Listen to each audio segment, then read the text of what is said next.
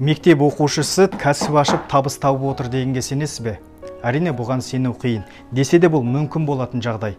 16 жастағы Берік бүгінде өзінің осындай ғана шағын ғана шеберханасын ашып, ат-әбзелдерін дайындап, өз кәсібін дөңгелетуде.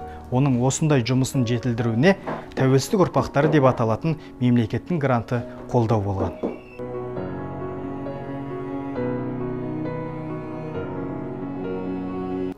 Әрине бұл кәсіпті бастауыма менің осы қанымыздан келе жатқан өнер себеп болған шығар. Менің әкем мен туған кезден бастап айналысқан, одан дейін мен атамды көрмедім, енді атам да айналысқан. Қазіргі таңда көбінесе қазір ер тоқым шығарып жатырық. 30-40 түрі бар, соның барлығын жасай аламыз қазір. Қатты қиындық туғызбайды, енді әкем бар, өзім бауырларым бар, барлығы көмектесіп, қолдауларын білдіріп отырады. Шеберханада өзім бауырларым барын қосқанда бір 5-6 адам шығады.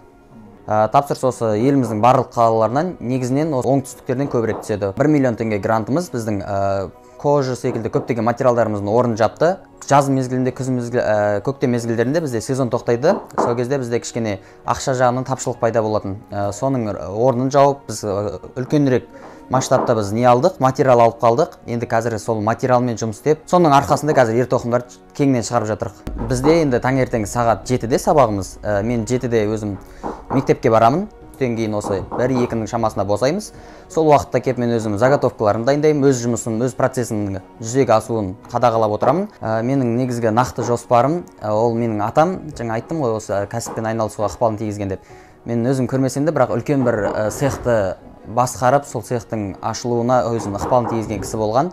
Осы Мойынқұм ауданы Мойынқұм ауылында үлкен осындай ер тоқым жасайтын цех болған. Сол цехты қайтадан қалпына келтіріп, атам бір разылығын алсам деген ойым бар. Өз тарапынан бірінші әкеме, анама, осы бауырларыма Алла разы болсын, мақсылай қолдап, арғай дамытып, көмектесіп жатқаннан. Екіншіден осы грантты бізге айтып, бізді қолдаған осы мектеп директоры Нұрхи апайымызға рахмет. Одан кейін осы Алматы облысынан грантты ұйымдастырып жатқан кісілердің барлығына рахметімізді айтамыз.